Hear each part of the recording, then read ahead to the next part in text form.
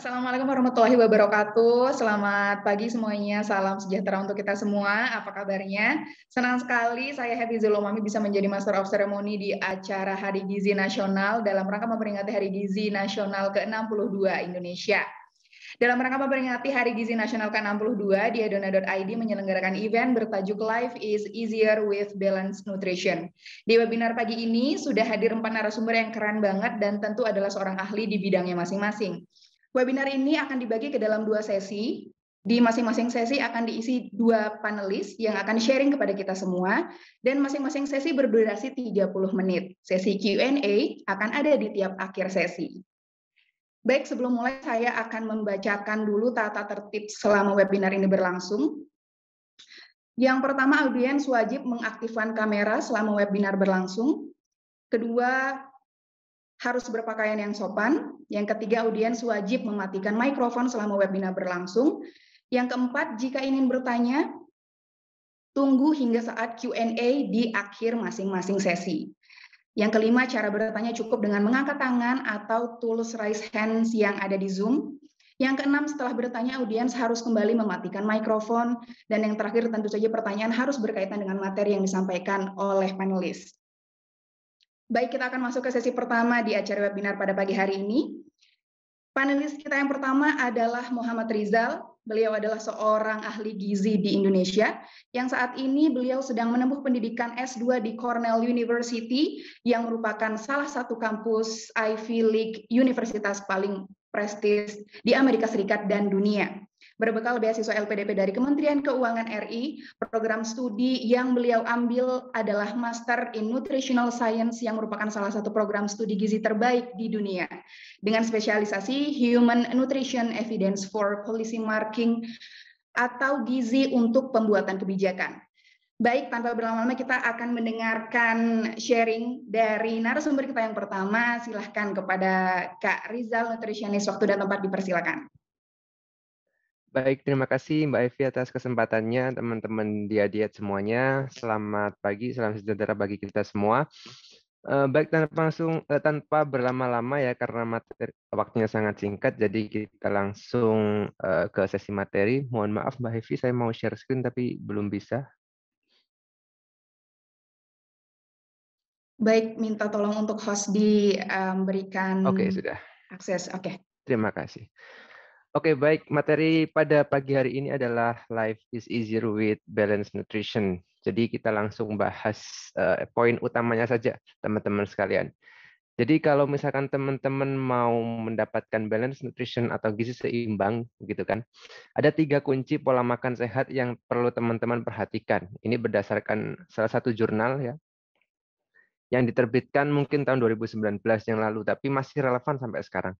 Jadi teman-teman ketika ingin mendapatkan pola hidup sehat melalui pola makan yang baik, ada 3 kuncinya. Yang pertama adalah kuantitas makanan atau jumlah makanan yang dimakan tentu saja. Kemudian yang kedua adalah selain kuantitas, selain kita membahas jumlahnya, tentu saja juga membahas kualitas makanannya atau apa yang dimakan gitu kan. Dan yang ketiga adalah adherence atau konsistensi atau kepatuhan terhadap apa yang kita lakukan, terhadap diet yang kita lakukan.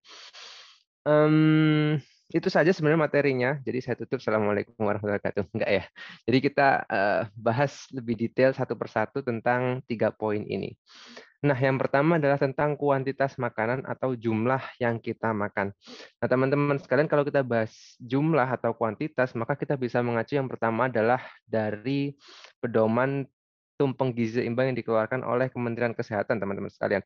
Di sini sudah sangat jelas, gamblang sekali ya, porsi-porsinya di sini sudah detail dituliskan, bahwa yang pertama adalah yang paling bawah bisa dilihat adalah minum air putih minimal 8 gelas per hari. Bisa 8 sampai 12. Kemudian yang di atasnya adalah makanan pokok, teman-teman sekalian. Makanan pokok 3 sampai 8 porsi per hari. Makanan pokok ini bisa berupa nasi, tapi nggak hanya nasi ya teman-teman sekalian, bisa diubah atau diganti dengan kentang, misalkan diganti dengan sagu, biskuit, roti, bihun, jagung, tepung terigu, ubi, pokoknya banyak macamnya, mie gitu kan. Jadi kalau misalkan teman-teman makan nasi gitu kan, kemudian lauknya perkedel kentang atau perkedel jagung, itu semuanya adalah sebenarnya makanan pokok gitu kan, harus dihitung sebagai 3 porsi begitu. Jangan kemudian perkedel kentang atau perkedel jagung dimasukkan ke dalam lauk protein karena itu bukan sumber protein. Oke, kemudian naik lagi ke atas ada sayur-sayuran dan buah-buahan teman-teman sekalian, sayuran 3 sampai 5 porsi per hari. Kemudian buah-buahan 2 sampai 3 porsi per hari. Lalu naik lagi di sini teman-teman bisa lihat ada protein nabati. Contohnya misalkan kedelai dan kacang-kacangan itu 2 sampai 3 porsi dan protein hewani juga 2 sampai 3 porsi. Bisa dilihat gambarnya juga di situ contoh-contohnya. Nah, yang paling atas adalah minyak, gula, dan garam. Jadi minyak, gula, dan garam ini sebaiknya memang dibatasi konsumsinya setiap hari. Gula maksimal 4 sendok makan per hari ya, atau 50 gram. Kemudian garam 1 sendok teh ya teman-teman sekalian, atau sekitar 2000 miligram natrium atau 5 gram garam. Dan juga minyak 5 sendok makan, jadi sekitar 67 gram. Nah, porsi tadi bagaimana menghitungnya? Sebenarnya banyak sekali metodenya, tapi yang paling gampang, paling simpel adalah dengan ukuran telapak tangan masing-masing. Jadi jangan pakai telapak tangan tetangganya, apalagi bapaknya atau ibunya atau adiknya begitu kan, atau suami istrinya, karena telapak tangan setiap orang pasti berbeda. Jadi kalau misalkan teman-teman mengukur ukuran 1 porsi karbohidrat itu setara dengan ini 1 tangkup tangan masing-masing gitu kan. Ukuran porsi sayur-sayuran 1 porsinya adalah 1 genggam tangan masing-masing, dan ukuran protein ya 1 porsinya adalah 1 telapak tangan masing-masing.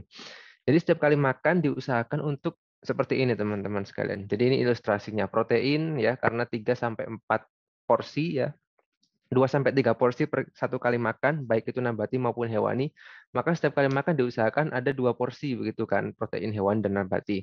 Kemudian sayur-sayuran juga 3 sampai 5 porsi ya, berarti kadang-kadang ada yang 1 porsi per kali makan atau sampai 2 porsi. Dan karbohidrat 1 sampai 2 porsi tergantung aktivitasnya. Kalau misalkan aktivitas hari itu berat, kemudian latihan atau olahraga, kemudian banyak sekali pekerjaan yang mengharuskan aktivitas fisik, bisa 2 porsi. Kalau misalkan banyak mager gitu kan, banyak kerja kantor, bisa hanya 1 porsi. Jadi ingat ya teman-teman sekalian, perkedel jagung, kemudian perkedel kentang itu bukan termasuk protein tapi karbohidrat. Harusnya tadi ada tabel makanannya. Oke, selain pakai cara itu, teman-teman juga bisa pakai cara yang lebih simpel lagi, nggak perlu ukur-ukur tangan, yang penting teman-teman punya piring kan. Nah, itu bisa mengikuti dengan porsi isi piringku atau piring T. Ini juga dikeluarkan oleh Kemenkes, jadi ini sangat simpel juga. Tinggal memvisualisasikan isi piring teman-teman, kemudian dibagi menjadi bagian seperti ini. Kalau misalkan ingin menjaga berat badan yang sudah ada, pakai yang isi piringku di sebelah kiri. Tapi kalau teman-teman mau apa istilahnya ingin menurunkan berat badan, otomatis karbohidratnya lebih sedikit dan sayurannya lebih banyak seperti yang di sebelah kanan piring T. Silakan dipilih. Nah, kita bergeser ke kualitas makanan. Kita tadi sudah berbicara atau berdiskusi belajar bareng tentang kuantitas atau jumlah makanannya. Sekarang kita kualitas. Nah, kalori itu secara jumlah kadang-kadang memang ada yang lebih, ada yang sedikit begitu kan. Tapi selain kalori kita juga harus memperhatikan kualitas ya, karena makanan yang berkalori tinggi belum tentu kualitasnya baik, dan makanan yang berkalori rendah belum tentu juga kualitasnya buruk gitu kan. Bisa jadi sangat beragam begitu. Nah, pada intinya untuk mengetahui kualitas makanan baik ya, begitu kan. Teman-teman utamakan makanan yang ada di kotak hijau ini teman-teman sekalian. Jadi ada sayur-sayuran dan buah-buahan begitu kan, ada protein rendah lemak ya, baik itu hewani dan nabati. Kemudian umbi-umbian, biji-bijian utuh, itu teman-teman prioritaskan terlebih dahulu untuk dimakan. Baru kemudian kalau misalkan masih ada sisa ruang di dalam perut kita, di dalam lambung kita boleh masukkan jenis-jenis makanan yang di kotak merah begitu kan. Gorengan, biskuit manis ya. Teman-teman bisa lah sebut apa saja teman-teman makanan favoritnya. Jangan sampai kebalik ketika teman-teman perutnya lagi kosong, lagi lapar gitu kan, langsung dihajar dengan jenis-jenis makanan di merah gitu kan. Ah, lagi lapar beli gorengan gitu kan. Lagi lapar pengen makan chips gitu. Kenapa begitu? Bisa dilihat di sini teman-teman lambung ya. Jadi ketika lambung kita kosong ya, kemudian diisi dengan makanan-makanan langsung di kotak merah, tinggi kalori tapi volumenya rendah, otomatis lambung kita keisinya sangat sedikit ya, tapi kalori yang kita dapatkan sudah sangat banyak. Sehingga potensi untuk makan berlebihan gitu kan, karena masih lapar gitu kan, Kita pengen makan berlebihan, makanan-makanan ini pasti lebih tinggi sehingga nanti kemudian akan berpotensi untuk mengasup kalori yang berlebihan. Sedangkan ketika kita lagi lapar gitu kan, lagi lambung kosong, perut kerocokan gitu kan. Kemudian kita isi dulu lambung kita, perut kita dengan makanan-makanan yang hijau ini, otomatis efeknya adalah seperti yang di gambar lambung kanan ini ya. Jadi lambungnya sudah penuh, nggak ada ruang sisa untuk makanan-makanan yang di kotak merah ya. Sehingga ketika kita ingin makan yang di kotak merah, kita nggak akan konsumsi secara berlebihan gitu kan. Karena kita udah nggak muat perutnya, nggak muat, udah kenyang gitu kan. Jadi mungkin kita hanya ingin melepas keinginan lidah doang gitu kan, nggak sampai yang berlebihan. Nah, itu yang perlu diperhatikan. Baik, yang terakhir ya adalah adherence ya, atau konsistensi atau kepatuhan kita terhadap apapun jenis dietnya yang kita lakukan. Karena apa? Tanpa konsistensi, tanpa kepatuhan ya, kita nggak akan kemana-mana gitu kan. Kita nggak akan bisa jadi sehat hanya gara-gara makan buah sehari ya, hanya gara-gara makan nasi merah, campur brokoli rebus, campur ayam dada rebus, tanpa minyak, tanpa gula, tanpa garam. Satu hari doang gitu kan. Dan kita juga nggak bisa jadi gemuk atau jadi misalnya kolesterolnya tinggi atau misalkan apa namanya darah tinggi gitu kan, tekanan darah tinggi hanya gara-gara misalkan makan gorengan satu hari atau makan martabak manis satu hari atau makan KFC satu hari.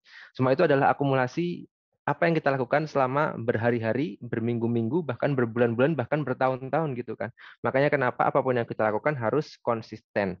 Nah, bagaimana caranya agar konsisten? Nah, agar konsisten, maka teman-teman perlu juga memperhatikan antara ini kesehatan dan juga kebahagiaan. Memperhatikan antara kebutuhan tubuh kita dan juga keinginan lidah kita. Kenapa?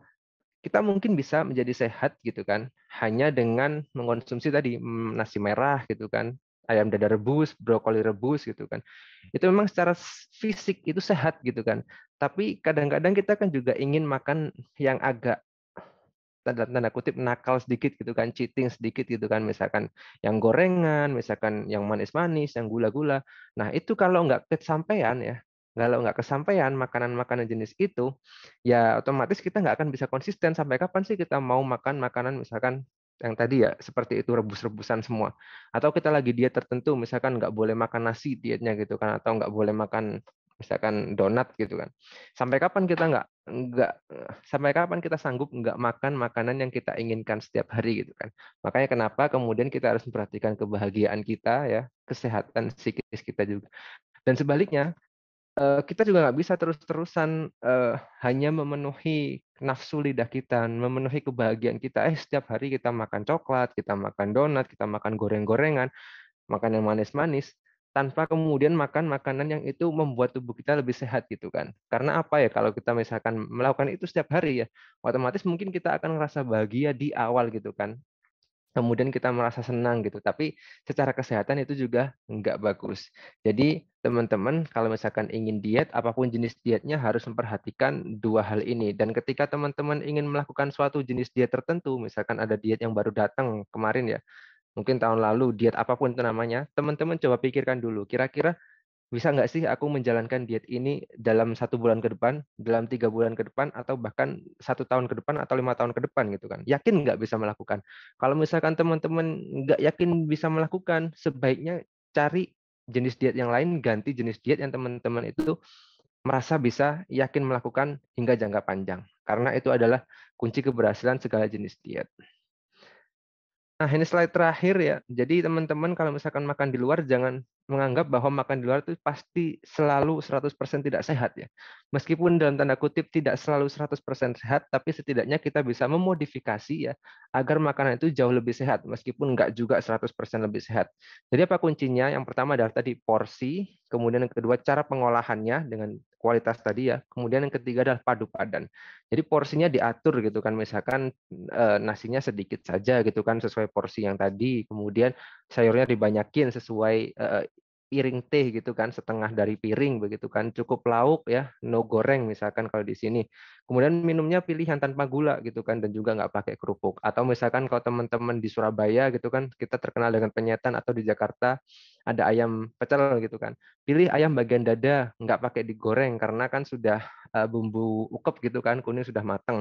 Kemudian nasi setengah porsi tambah sayur lalapan, lalapannya maksudnya ditambah. Kalau misalkan mamangnya ngasih mentimun satu, kita bisa request lagi, bisa minta tambah 2, tambah 3 gitu. Terserah kita karena kita pembeli kan.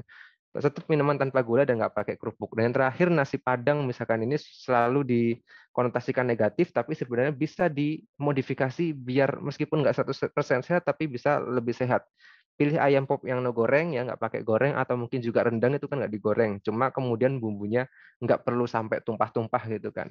Nasinya setengah porsi, apalagi kalau dibungkus biasa nasi padang itu porsinya sangat besar gitu kan. Minta nasinya sedikit saja gitu kan, seukuran satu tangkup tangan saja. Sayurnya ditambahin, bumbu santan atau sambalnya sedikit saja, kalau bisa disisihkan, dipisah begitu kan, biar nggak kecampur, dan request nggak pakai kerupuk. Jadi semua ini bisa disiasati agar bisa menjadi lebih sehat. Baik, segitu saja ya presentasi kali ini. Sekian, saya kembalikan ke moderator Mbak Evi. Terima kasih. Assalamualaikum warahmatullahi wabarakatuh. Waalaikumsalam warahmatullahi wabarakatuh. Terima kasih kembali juga untuk Kak Rizal Nutritionist. Kita tepuk tangan online ya. Walaupun tidak terdengar, tapi teman-teman silahkan bisa memberikan aplaus. Oke, jadi teman-teman yang ingin bertanya untuk Kak Rizal, silahkan di-keep dulu karena nanti akan kita tanyakan di akhir sesi, di sesi Q&A. Maka sekarang kita akan mendengarkan dulu pemaparan dari narasumber kita yang kedua, yaitu Kak Felicia Hartawi Jayaputra. Beliau adalah lulusan Nutrition and Health, Molecular Nutrition, Wageningen University the Netherlands. Dengan pekerjaan beliau sekarang sedang menempati posisi sebagai Manager of Nutrifood Research Center. Adapun beberapa jurnal yang pernah beliau telurkan adalah yang pertama Association of FTO and with Visceral Obesity, Gene Nutrition Science Vitaminol di Tokyo, kemudian zonulin as a responsive marker for lifestyle intervention, preliminary study International Journal of Diabetes Research, dan oral presentation yang pernah beliau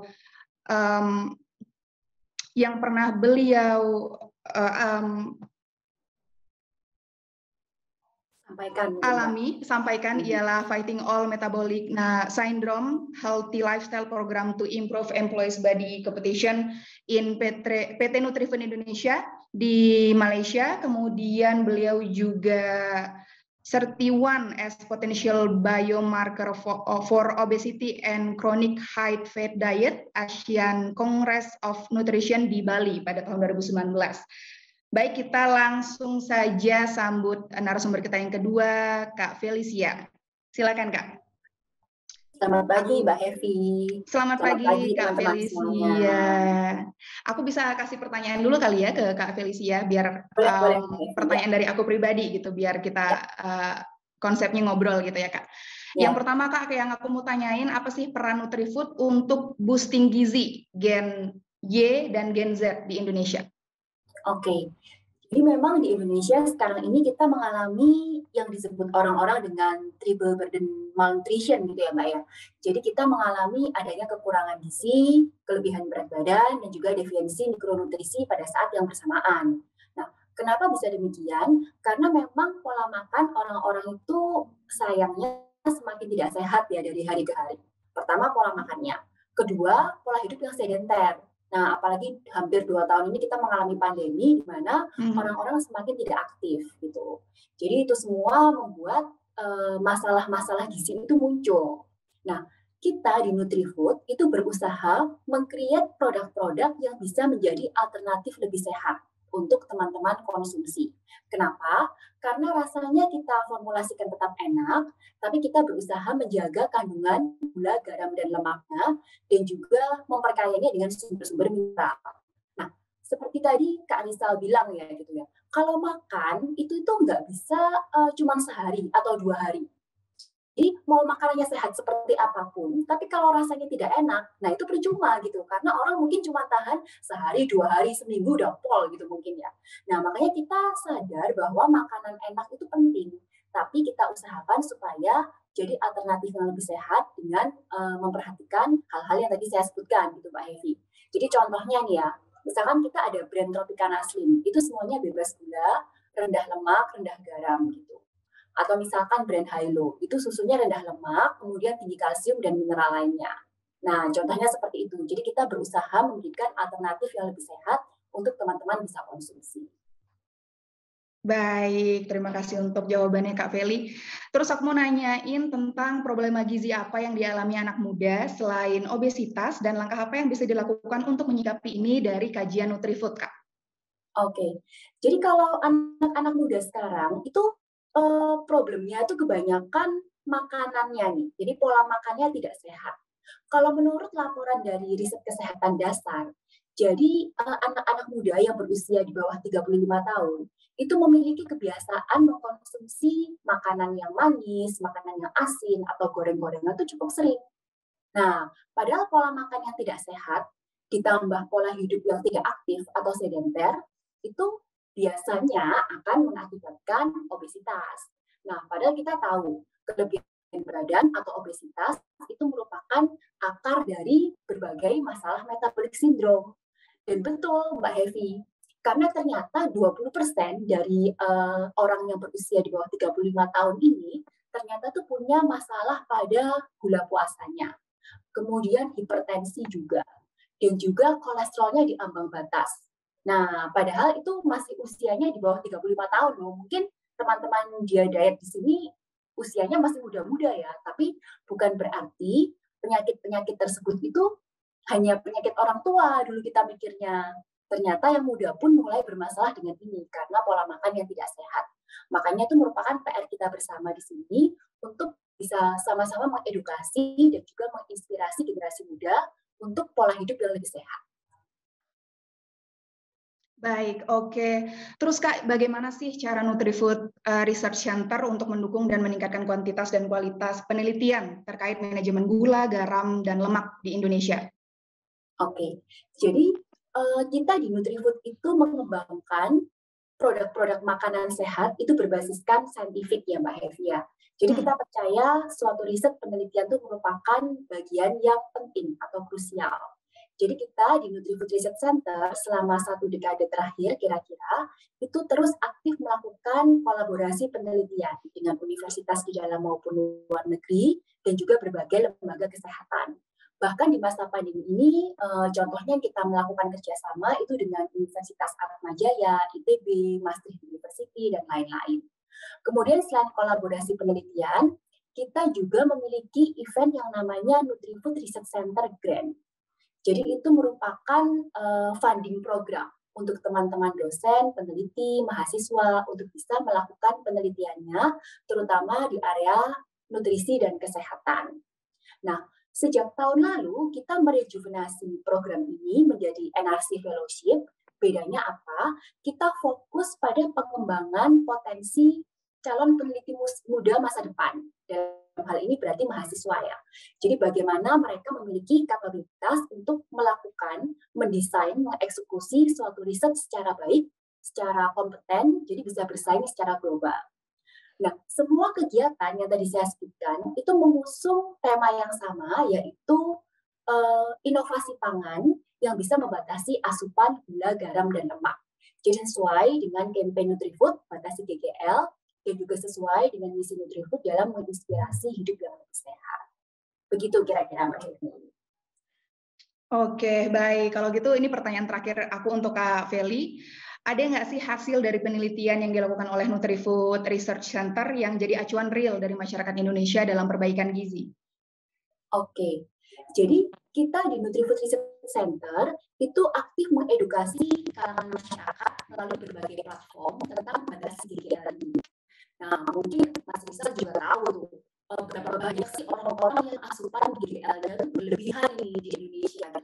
Kita melakukan suatu riset yang melihat asupan GGL pada pekerja kantoran. Nah, saya belum bisa bocorkan datanya karena manuskripnya masih on progress, tapi nanti dari hasilnya itu bisa dilihat bahwa asupan GGL dari orang-orang kantoran itu cukup tinggi. Dan ternyata banyak makanan di sekitar kita itu yang mengandung gula, garam, dan lemak tinggi. Tanpa kita sadari, kayak tadi Mas Rizal bilang, kalau pekerja itu jangan dipikir itu lauk ya, itu tuh isinya kentang loh, karbohidrat. Nah, kadang-kadang kita suka kurang menyadari hal seperti itu. Misalkan kita minum es teh atau sekarang kekinian boba bahwa di dalamnya itu ternyata banyak sekali gulanya. Nah, ternyata hal seperti itu, Mbak.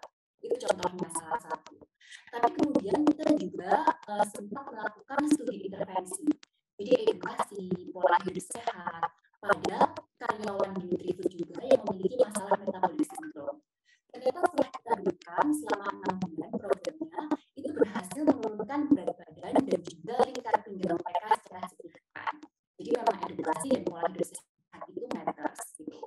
Kemudian siapa teman-teman di sini yang merasa kalau selama masa pandemi ini aktivitasnya banyak berkurang gitu ya. Nah, teman-teman di Nutrifood itu juga merasakan. Makanya kita melakukan pada pekerja kantoran di Nutrifood, kita lakukan tele-exercise. Kita bekerja sama dengan divisi kebugaran. Dan ternyata bisa meningkatkan level fitness mereka. Terbukti seperti itu. Nah, selain studi-studi pada manusia yang tadi saya sebutkan, kita juga melakukan studi di level molekuler, Mbak Hevi. Contohnya apa? Jadi kita cek nih, apakah ada korelasi antara profil genetik tertentu dengan risiko penyakit tertentu atau profil genetik tertentu dengan preferensi makanan tertentu. Mungkin teman-teman di sini banyak yang merasa ya, saya biasanya kalau Kevin itu suka makan yang manis atau suka makan yang asin, tim manis, tim asin gitu ya. Nah, ternyata itu mungkin ada efek gen yang berpengaruh loh di situ gitu. Nah, makanya kita mencoba mengangkut atau membungkus konsep ini itu ke dalam suatu program yang kita sebut dengan NutriCare.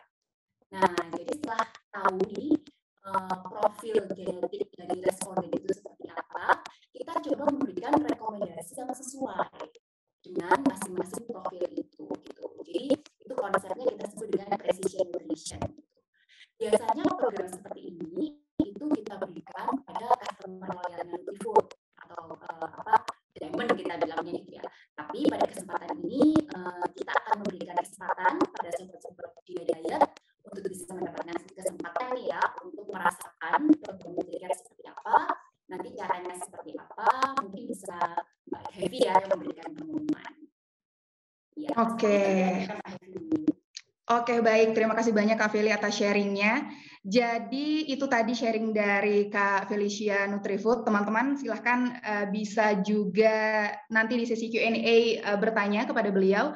Jadi kita sekarang ada di sesi Q&A untuk sesi pertama. Teman-teman bisa menekan tools raise hand yang ada di Zoom dan nanti yang terpilih akan kami pin di layar. Jadi silahkan kameranya diaktifkan. Nanti ada satu pertanyaan untuk Kak Rizal dan ada satu pertanyaan untuk Kak Feli. Silahkan bisa raise hand dan nanti teman-teman panitia yang akan ngepin ya. Waduh, banyak banget nih yang raise hand. Aku lihat-lihat, pilih siapa ya. Deg-degan nggak nih? Oke. Aku pilih.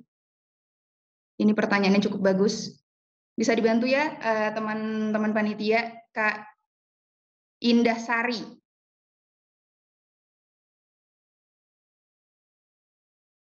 Bisa dibantu di pin. Oke, silahkan Kak Indah, ini sudah terlihat di layar, kameranya sudah on, dan bisa di-unmute mungkin Zoom-nya. Nanti silakan sebutkan nama, asal, dan ingin bertanya ke siapa, kemudian pertanyaannya silakan.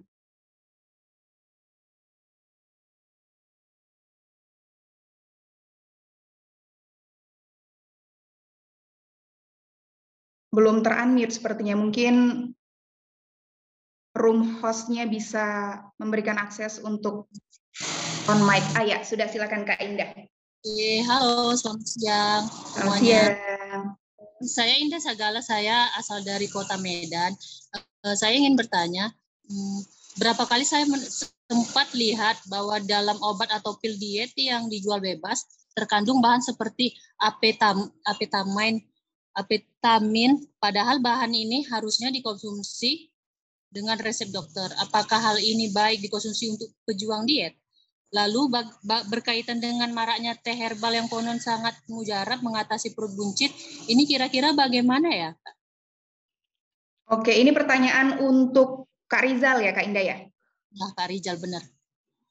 Oke, terima kasih pertanyaannya Kak Indah. Silahkan Kak Rizal bisa menjawab. Jadi tadi pertanyaan Kak Indah adalah ada bahan-bahan yang sebenarnya harus ada resep dokter untuk dikonsumsi, tapi ada juga bahan itu di obat-obat herbal yang beredar luas di masyarakat, dan juga bagaimana sih obat herbal diet gitu penggunaannya bagi kita. Silakan Kak.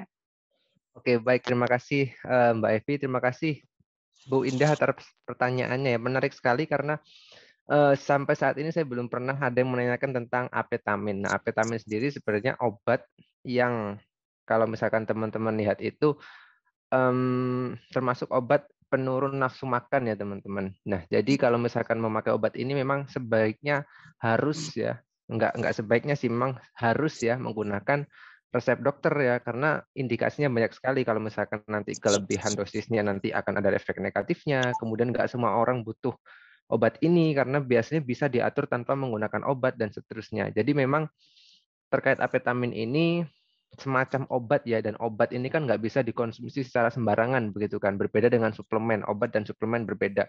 Kalau suplemen mungkin bisa dikonsumsi sehari-hari, tentunya juga harus dengan dosis yang tepat, meskipun biasanya nggak harus tanpa resep dokter. Tapi kalau apetamin ini memang harus pakai resep dokter, karena kalau berlebihan dosisnya bisa berbahaya untuk tubuh. Nah, terkait kedua, ada banyak cara untuk menekan nafsu makan ya, trik-triknya ada banyak. Tapi apetamin tadi termasuk obat yang harus dibatasin, harus sama resep dokter. Nah, yang kedua adalah teh herbal ini. Perlu teman-teman perhatikan, biasanya teh ini salah satu fungsinya adalah diuretik ya teman-teman ya. Diuretik ini adalah fungsinya menarik air di dalam tubuh kita. Nah, kita perlu pahami bahwa berat badan kita itu, misalkan kita berat 60 kilo, enggak semuanya 60 kilo ini berbentuk lemak gitu kan. Mungkin lemaknya hanya misalkan 30%, misalkan 20 kilo. Sisanya apa? Sisanya bisa ada otot, bisa ada air, bisa ada tulang kita, organ kita, dan seterusnya. Nah, teh herbal ini biasanya menargetkan turun berat badan kita itu dari kadar air gitu kan. Nah, kalau misalkan dari kadar air, yang pertama adalah efek negatifnya kita jadi sering dehidrasi begitu kan. Jadi misalkan diare, mencret, kemudian juga tubuh kita kelihatan keriput dan seterusnya, itu yang pertama. Kemudian yang kedua, perlu teman-teman pahami bahwa ketika yang turun berat badan ini adalah kadar air begitu kan, itu nggak permanen gitu kan, nggak bisa permanen kayak turun lemak gitu kan, karena kalau kadar air yang turun, habis itu kita minum lagi atau makan makanan yang berkarbohidrat, yang mana itu juga menarik atau menyimpan air, ya berat badannya balik lagi gitu kan. Makanya kenapa orang-orang yang misalkan minum teh herbal mungkin berhasil turun 10 kilo dalam seminggu gitu kan. Tapi begitu nggak konsumsi, ya berat badannya balik lagi karena tadi kadar air yang turun bukan lemak dan itu nggak permanen. Dan yang ketiga, kalau misalkan teman-teman teruskan diuretik itu, kemudian menjadikan kita diare, sering pipis dan seterusnya, usus kita nanti lama-lama juga akan iritasi gitu kan.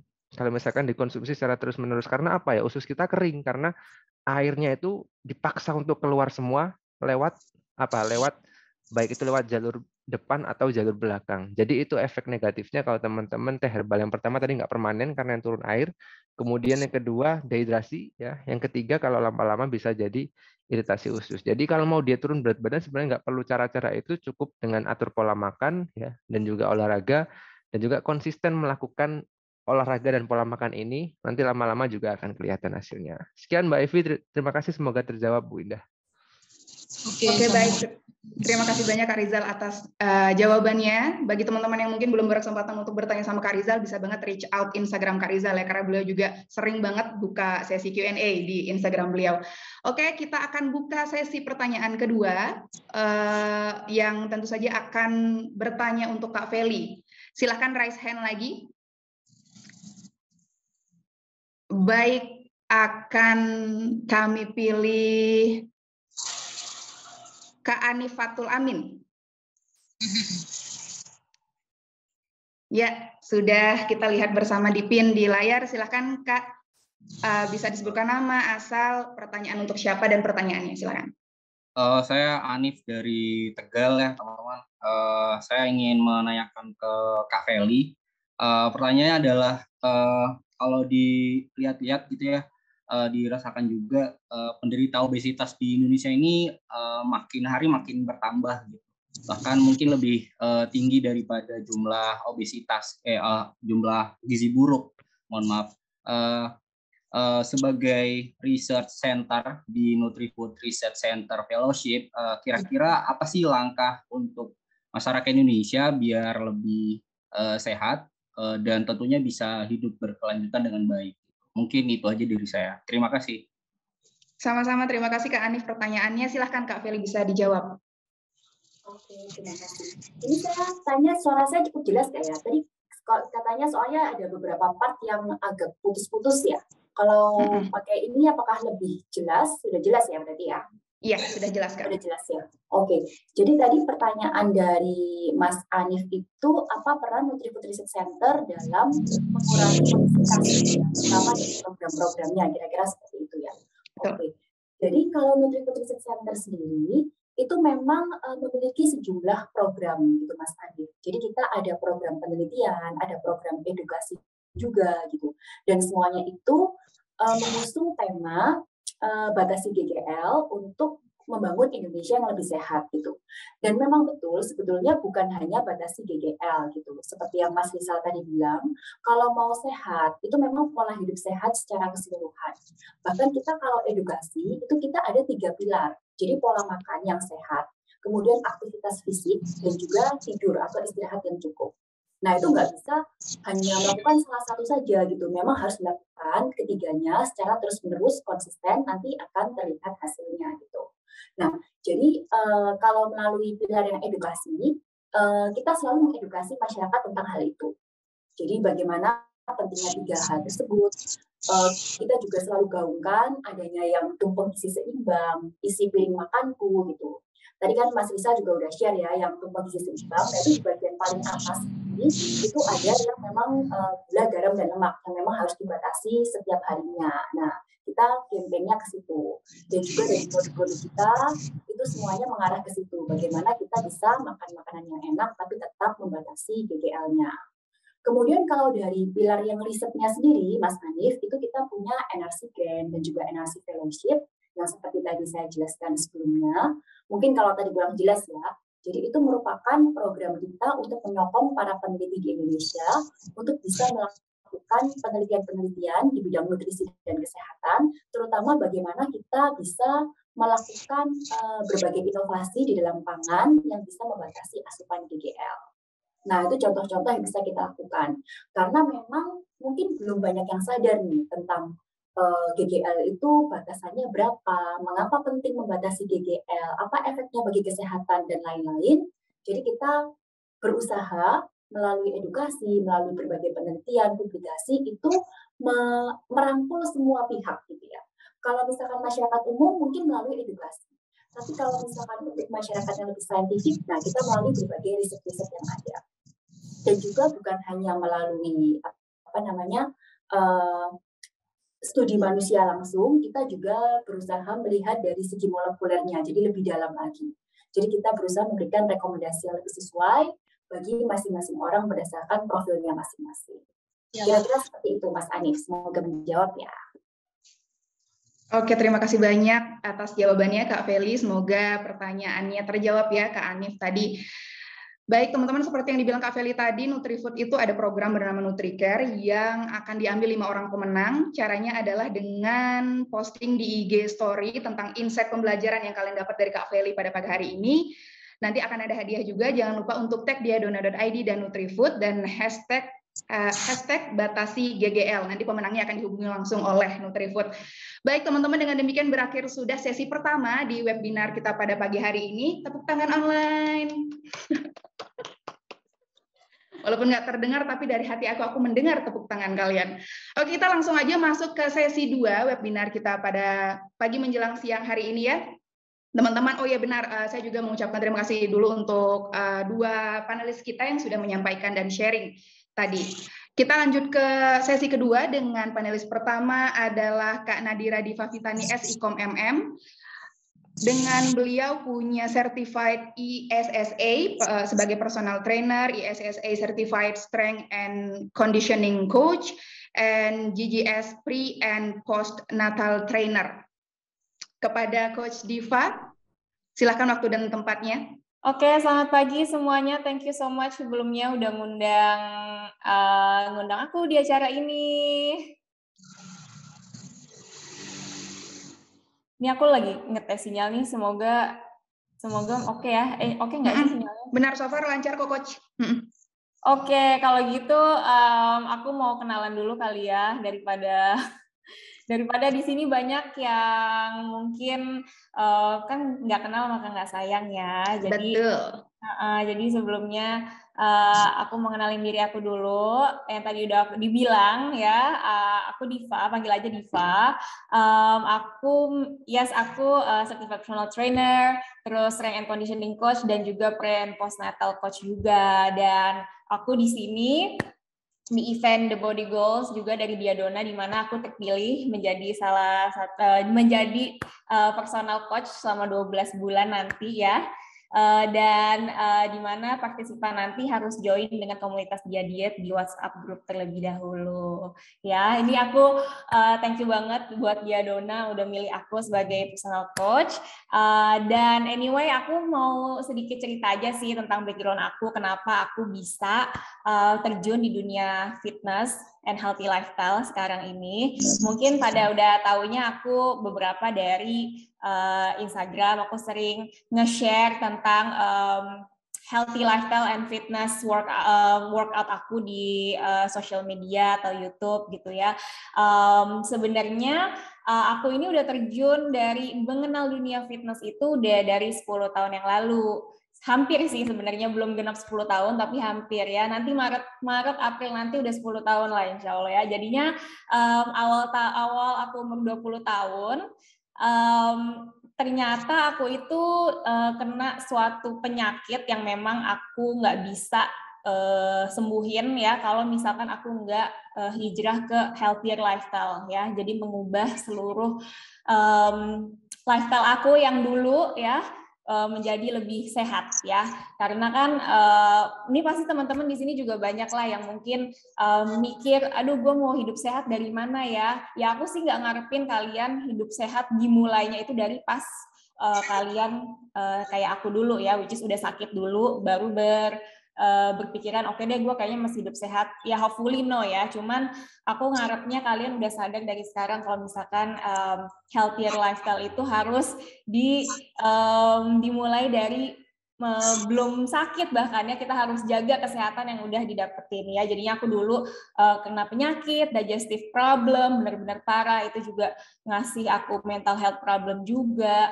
Aku terpuruk banget dengan rasa sakit itu, mungkin karena diet yang nggak jelas juga. Terus aku juga itu lagi ngambil S2 dan benar-benar aku nggak tahu itu apa, pengetahuan aku tentang makro dan mikronutrisi juga nol besar, dan jadinya begadang setiap malam. And ya aku benar-benar sakit sampai akhirnya waktu itu ke dokter dan dokter bilang you only can change obat bisa banget ya buat nge-stop sementara, tapi akan kambuh-kambuh terus penyakit mah akut aku. So I decided to get healthier. Sebenarnya dari pertama tuh aku nggak tahu tuh aku sebenarnya sukanya apa sih. Aku masih nggak tahu apakah aku sukanya di strength training, apakah aku sukanya di bulu tangkis, apakah aku sukanya di lari gitu. But just start gitu ya. Jadi aku mulai dari nyoba main futsal waktu itu, nyoba main basket, nyoba strength training juga.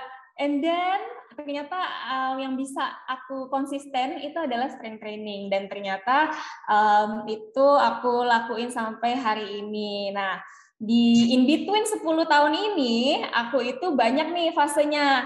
Kita cewek ya, fasenya tuh nggak flat, ya nggak sih? Cewek itu, dia itu biasa, nggak usah jauh-jauh deh, nggak usah jauh-jauh 10 tahun terakhir. Pasti dalam sebulan aja ada cewek lagi datang bulan, hormonnya naik turun, segala macam ya. Nah, jadinya tuh di situ tuh aku tuh mulai menarik. Jadinya aku tuh 10 tahun ini tuh aku benar-benar mengenal diri aku gitu loh. Jadinya aku belajar tentang kesehatan juga, belajar tentang kesehatannya bukan in general aja, tapi juga tentang wanita gitu ya. Karena aku juga menyadari wanita itu juga kayak aku baca hampir 85% wanita itu memang hamil dan melahirkan gitu ya. Nah, itu adalah salah satu fase kehidupan wanita. Dan that's why pasti approach-nya akan berbeda dengan laki-laki, ya kan? Makanya aku di 10 tahun ini aku udah selain ngambil certified personal trainer, aku juga strength and conditioning coach dan juga pre and postnatal juga. Jadinya itu ngebuat aku belajar lebih dalam lagi tentang wanita juga. Dan selama aku hidup sehat ini memang alhamdulillah so far nggak pernah kambuh-kambuh lagi penyakit yang pertama kali ngebuat aku pindah ke healthier lifestyle ini. And ya aku seneng banget sih karena aku yakin banget di webinar hari ini banyak banget yang bingung where to start, ya kan? Karena every coaches pastinya itu pasti punya titik awal juga ya, punya beginner phase juga ya, nggak mungkin lahir gitu langsung jadi coach atau langsung jadi expert in something juga enggak, ya kan. Makanya I hope dengan aku bisa sharing-sharing di sini dan nemenin nanti kalian di event The Body Goals ini selama 12 bulan ke depan, semoga aku bisa lebih menginspirasi orang-orang buat hidup lebih sehat, jangan menunggu sakit gitu ya. Bayangin aku dulu 20 tahun udah sakit loh, apalagi gaya hidup sekarang ini yang ya you know lah, pandemi segala macam lebih meminimalisir orang buat bergerak ya, yang tadi need-nya atau non exercise activity thermogenesis-nya itu tinggi, sekarang jadi super low yang kayak jalan dari sini ke kulkas aja tuh mager gitu ya, atau jalan mau ngambil paket keluar aja tuh mager, jadinya udah berbeda ya.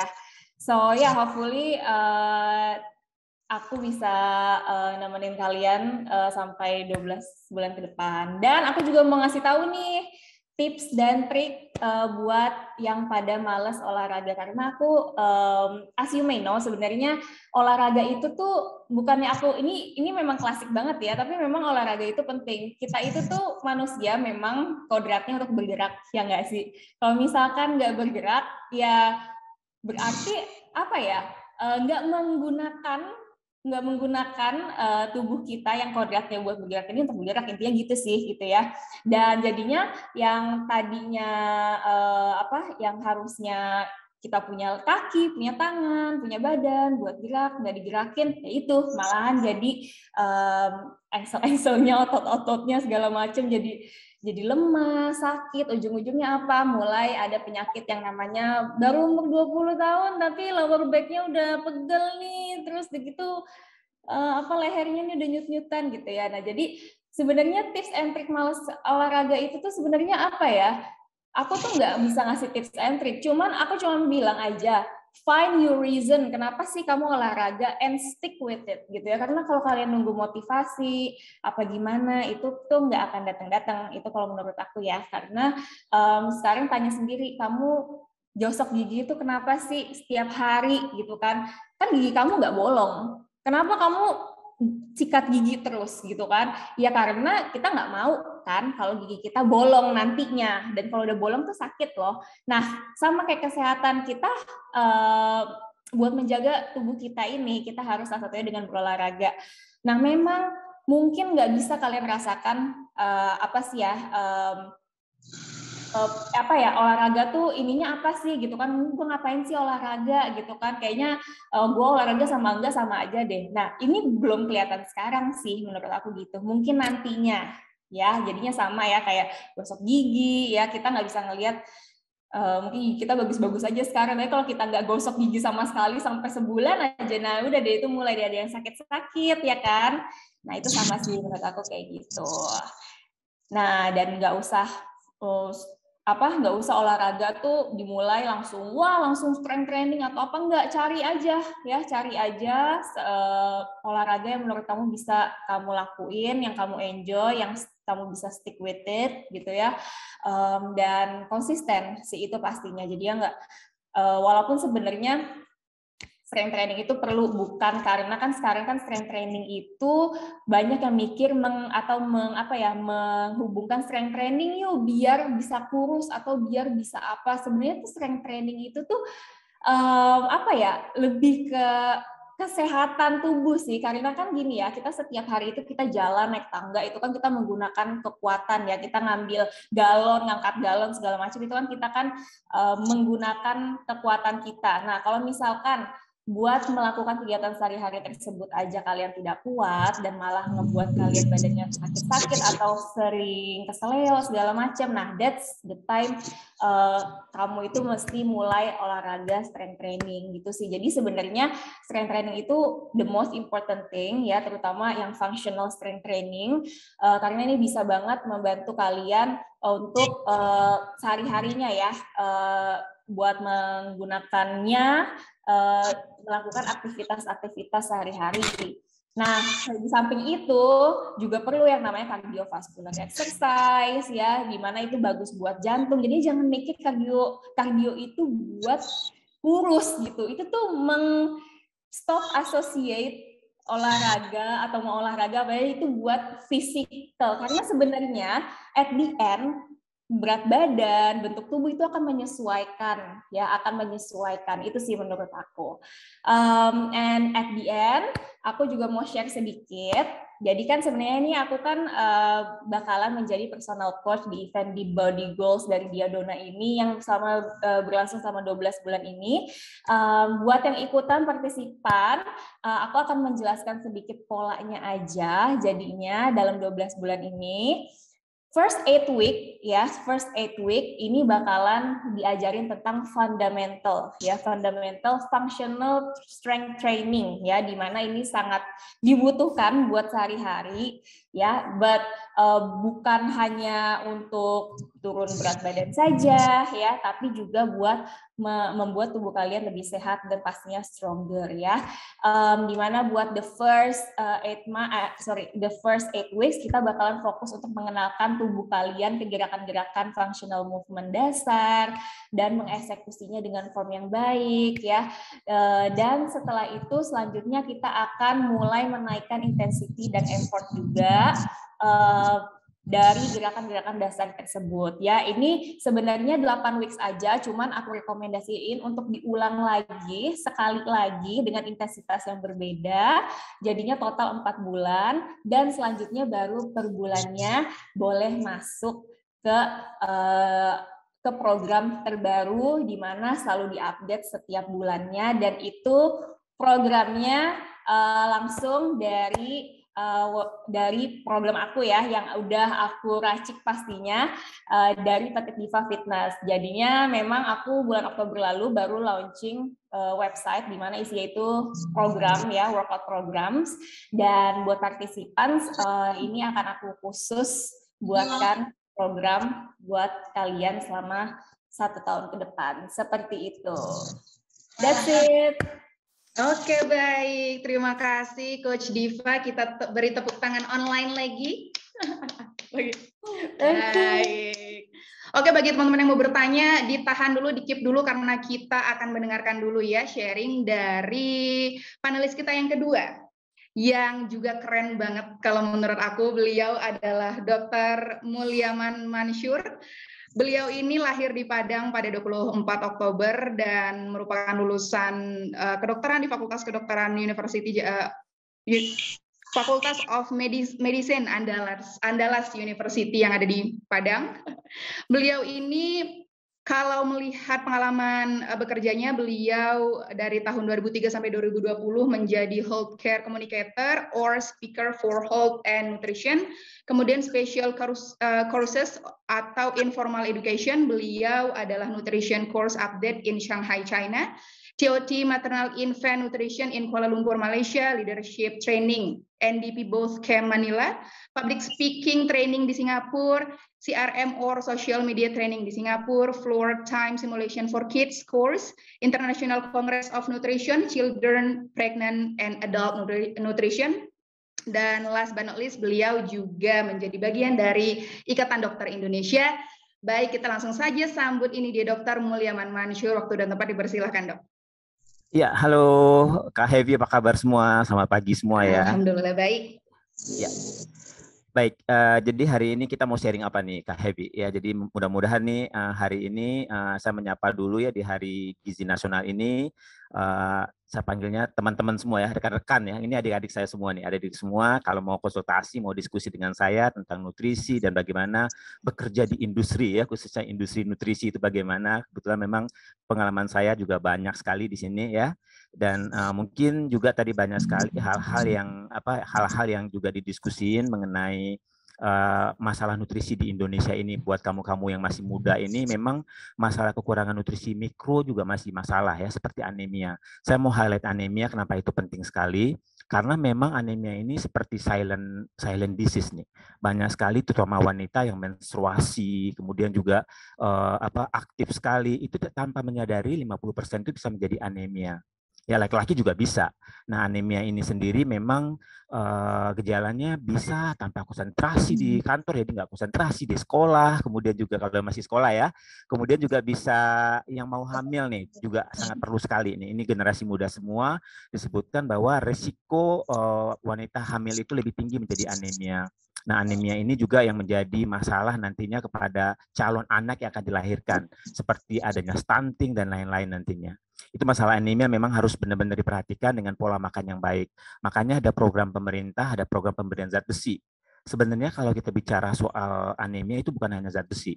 Ada lagi asam folat, vitamin B12, dan protein, itu penting sekali. Nah, masalah yang kedua saya mau highlight obesitas nih ya. Tadi juga banyak sekali pertanyaan, sesuai dengan Coach Diva juga sempat bilang bahwa body goals itu bukan hanya soal estetik, tapi juga soal healthy-nya sendiri juga sangat penting sekali ya. Karena memang badan yang baik itu mungkin secara estetik bagus, cuma kita harus juga memperhatikan itu dampaknya nanti akan menjadi kesehatannya yang lebih penting sekali. Nah, obesitas ini sendiri memang itu lebih ditekankan karena apa? Jumlah makanan yang kamu makan itu berlebih daripada apa yang kamu bakar atau kamu olah. Itu ibaratnya. Ya, jadi misalnya kita makannya itu 2 piring ya, 2 piring atau 3 piring sehari, rata-rata sekitar 2.500 kalori. Tetapi aktivitas olahraga atau kegiatan-kegiatan yang kita lakukan itu hanya 2.000 kalori yang keluar. Artinya ada stok 500. 500 ini akan menjadi simpanan, menjadi lemak. Nah, itu definisi obesitas tersebut. Jadi memang kalau ingin mempertahankan berat badan harus dibalance antara aktivitasnya sendiri yang tadi Coach Diva udah jelaskan, salah satunya mungkin strength exercise, banyak lagi yang lain-lain, dan makannya tentu diatur. Nah, obesitas ini memang selama saya praktek banyak banget yang bertanya, saya minum obat ini dok, amfetamin tadi contohnya. Amfetamin itu memang tadi Coach Rizal udah bilang juga ya, bahwa itu efeknya memang bisa menurunkan nafsu makan. Tetapi juga ada efek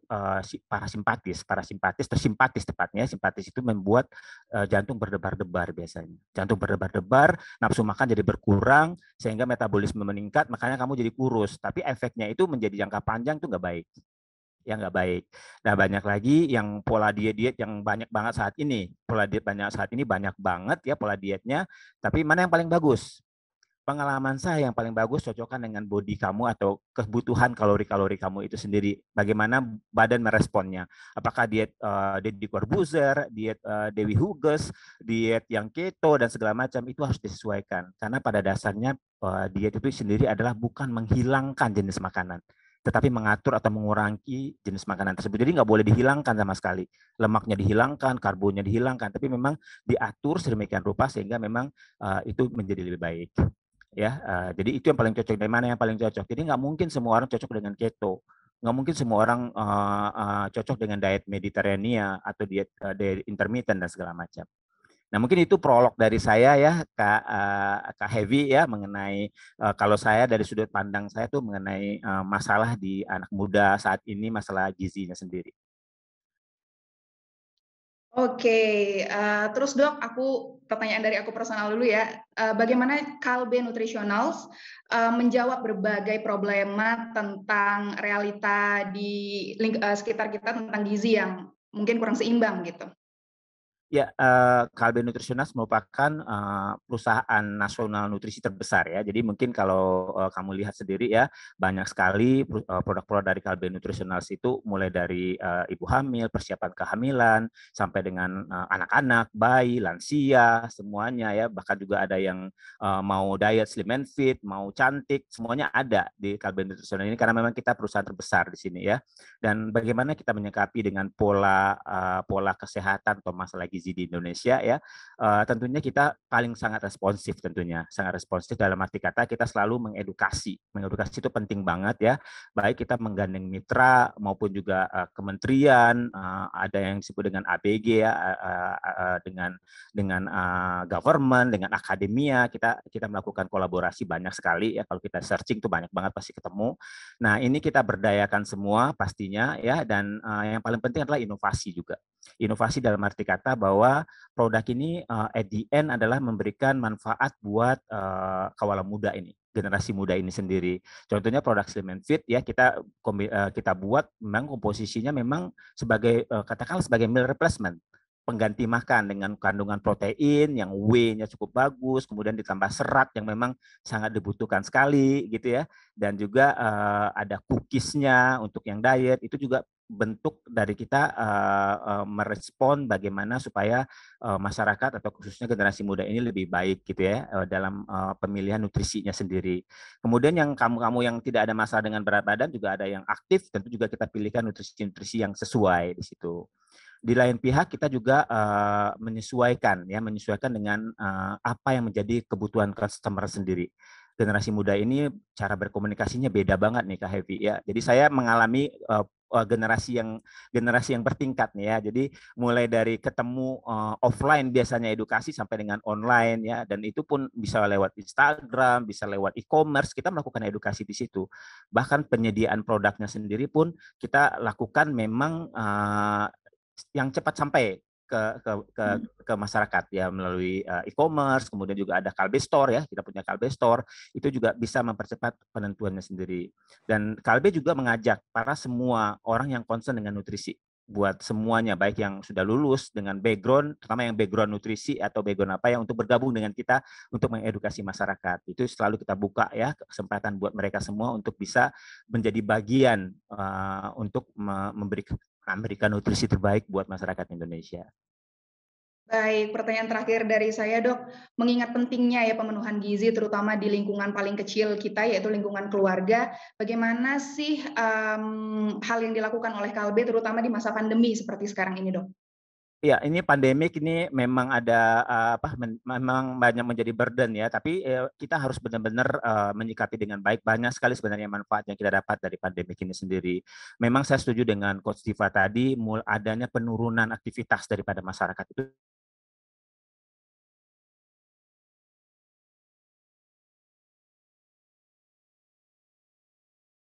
sekali ya, jelas meningkat obesitas pada saat pandemik ini. Itu karena memang aktivitas yang memang berkurang ya. Nah, kita sebenarnya untuk aktivitas ini sendiri kita juga yang biasanya kita lakukan offline, kita juga mengadakan yoga, kemudian juga zumba, kemudian juga nanti mungkin kita bisa bekerjasama dengan Coach Diva melakukan strength activity ya untuk offline ya. Mungkin kali ini online dulu ya. Kita juga ada yang online yang kita buka sekarang.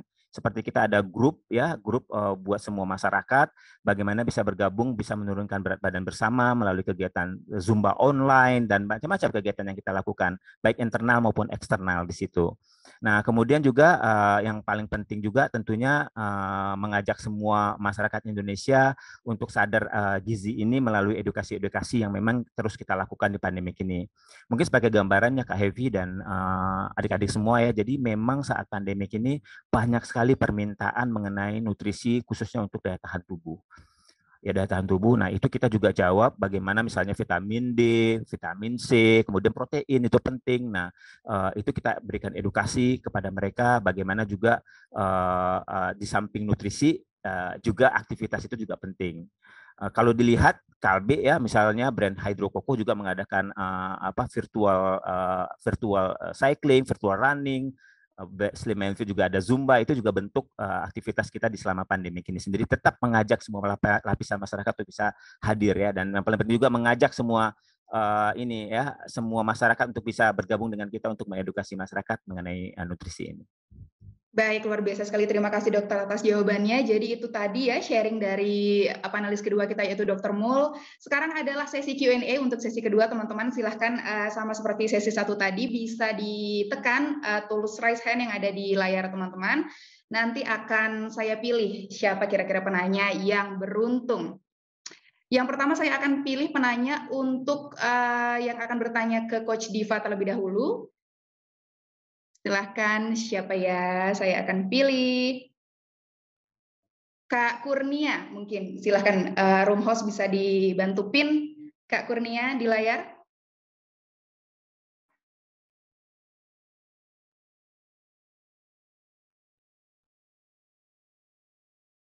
Iya, halo silahkan Kak bisa disebutkan nama, asal, dan pertanyaan untuk Coach Diva. Iya, makasih aku Kurnia dari Banyuwangi.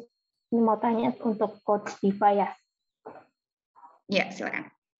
Jadi belakangan ini kan banyak banget tuh body shaming. Body shaming nggak cuma buat orang-orang gemuk ya, orang-orang kurus juga banyak kan.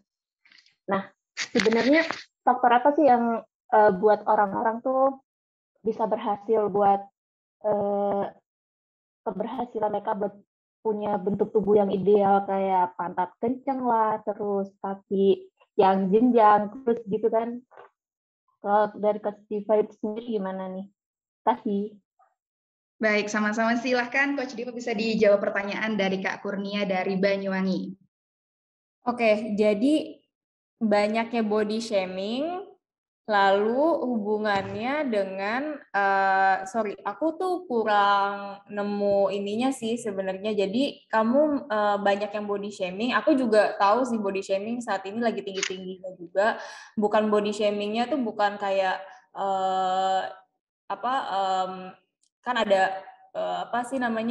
skinny shaming ya, fat shaming, bahkan ada pregnancy shaming juga. Pas aku hamil kemarin pun juga aku juga dapat pregnancy shaming gitu karena kok badannya kecil sih kan, masih udah hamil, lagi hamil kok badannya kecil sih gini-gini, itu juga bentuk body shaming ya sebenarnya ya.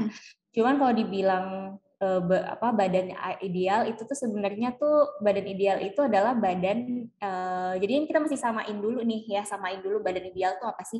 Menurut aku tuh badan ideal itu adalah yang memang badan yang bisa mensupport kegiatan kalian ya, yang sehat baik physically, mentally, emotionally ya, dan juga pastinya tidak menyulitkan tubuh. Jadi misalkan kayak mau naik ke atas naik tangga gitu ya, udah capek segala macem gitu ya, itu juga.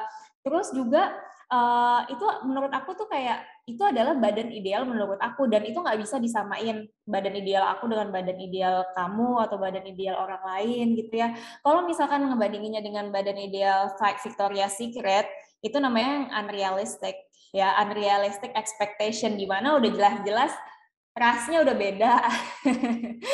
Rasnya udah beda ya, Desa mungkin bule-bule gitu ya, terus genetiknya udah beda ya nggak sih, terus begitu makan yang dikonsumsi juga beda, lifestyle-nya beda. Aku tuh suka sering kayak ngelihat gitu ya, ada kok ibu yang baru melahirkan misal gitu ya, dia bilang nggak perlu olahraga, aku udah langsing segala macam. Oh ya udah, boleh kita lihat, kita bandingin, tapi bandinginnya jangan lewat sosial media aja, bandingin benar-benar one on one juga, kayak kehidupan dia seperti apa. Oh mungkin dia lebih banyak waktu buat berolahraga karena mungkin dia make time for working out, atau bukannya make time for working out, kayak maksudnya dia punya make time buat doing it tadi ya, dia lebih bisa kayak doing lots of thing, mungkin jalan-jalan apa segala macam. Jadi non exercise activity thermogenesisnya juga tinggi tanpa harus olahraga yang gimana-gimana. Mungkin juga dia punya babysitter ya, jadinya anak ada yang megangin, dia punya lebih banyak waktu buat santai-santai, nggak stres ya kan. Beda mungkin sama kita nge-scroll ngeliat gitu ya, kayak dia mah udah abis lahiran udah langsung kurus segala macam. Kadang ada yang kayak gitu ya, padahal kan nggak tahu behind the closed door. That's why menurut aku sosial media sebenarnya nggak ada tuh, kayak dia tuh bukan sosial media buat aku not black and white ya, tapi dia abu-abu. Itu kayak tergantung kalian gimana melihatnya gitu sih ya. Jadinya jangan ngelihat semerta-merta, wah ini ada yang habis lahiran langsung kurus nih gini-gini, masa gue nggak bisa sih gitu kan. Terus langsung dia misal endorse apa segala macam langsung percaya gitu. Ya nggak juga, kita mesti ngelihat apalagi yang kayak tadi ya pil-pil diet gitu ya, yang tadi aku juga dengar nge-share-nya serem juga ya gitu kan. Terus udah gitu ya dia di endorse apa langsung beli. Nah itu kan sebenarnya kan yang kayak gitu-gitu ya. Jadi biasakan kita menjadi netizen yang pintar dan bijak, seperti itu sih. Oke, terima kasih banyak Coach Diva atas jawabannya. Semoga bisa terjawab ya pertanyaan dari Kak Kurnia tadi. Oke, aku akan selanjutnya pilih penanya untuk Dr. Mul. Siapa kira-kira beliau memaparkan tadi sharing dari Kalbe Nutritionals ya? Aku akan pilih yang beruntung kali ini adalah Cap Cip Cup Kak Sofi. Silakan. Room host bisa dibantu untuk dibin.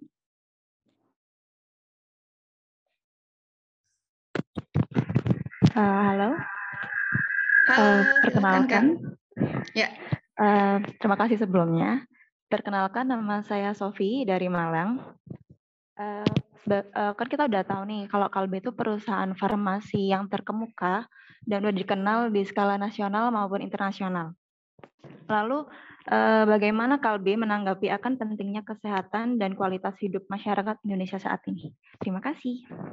Sama-sama Kak Sofi atas pertanyaannya. Silahkan Dr. Mul bisa dijawab. Ya, terima kasih Kak Sofi ya, dari Malang ya, jauh juga dari Malang ya.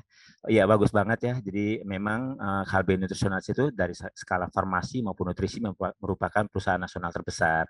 Ya, jadi khusus untuk nutrisi, karena nutrisi ini memang bukan yang etikal ya, jadi memang bisa dikonsumsi juga secara bebas, tersedia juga di supermarket.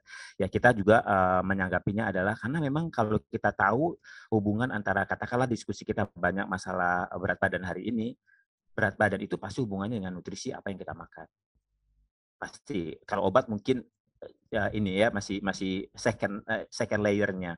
Kemudian ketika kita bicara soal pandemi, bagaimana daya tahan tubuh, nutrisi juga sangat penting sekali. Jadi memang nutrisi ini memang bisnis yang memang sangat diandalkan dan memang harus dekat dengan masyarakat. Nah, bagaimana cara kita memang dekat dengan masyarakat? Seperti yang saya jelaskan tadi, dengan inovasi-inovasi produknya sendiri, kita sediakan produk yang memang berinovasi buat yang diet, buat yang daya tahan tubuh, buat generasi muda dan segala macam kita sesuai dengan kebutuhannya, yang sesuai dengan kebutuhannya. Yang kedua adalah memang edukasi. Masyarakat harus tahu. Nah, edukasinya seperti hari ini nih. Kita edukasi masyarakat bahwa Kalbe Nutritionals itu memang dengan produk-produk ini mana yang cocok buat kamu nih produknya. Nanti bisa searching di websitenya Kalbe Nutritionals. Dan itu memang benar Kalbe Nutritionals bukan hanya di Indonesia tapi juga ada di mancanegara. Jadi kita ini sebagai head office-nya nih. Saya tuh kalau bekerja ketemu orang Filipina, orang Malaysia, kita juga ada produk di situ, kita akan support mereka. Biasanya kan perusahaan asing yang ada di Indonesia ya, sekarang Kalbe itu jadi perusahaan yang global. Jadi kita juga ada di mancanegara. Yang terakhir juga yang paling penting sebenarnya adalah kita juga menyediakan layanan yang cepat sampai ke masyarakat. Misalnya tuh konsultasi online. Ya, ada konsultasi online dari Kalbe itu. Jadi memang kalau ada yang sakit, ada kebutuhan apa segala macam, kita menyediakan konsultasi online buat semua lapisan masyarakat tentunya. Nah, ini adalah bentuk daripada Kalbe bagaimana supaya tetap menyehatkan masyarakat ya dan tetap terkoneksi dengan masyarakat.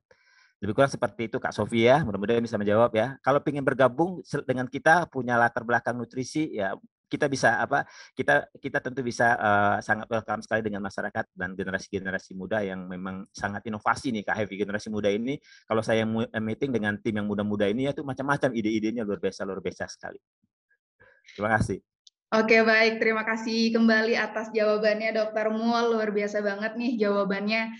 Baik, teman-teman, dengan Dr. Mul menjawab pertanyaan terakhir di sesi kedua pada webinar hari ini, dengan demikian berakhir pula webinar kita pada pagi hari ini yang memperingati Hari Gizi Nasional ke-62.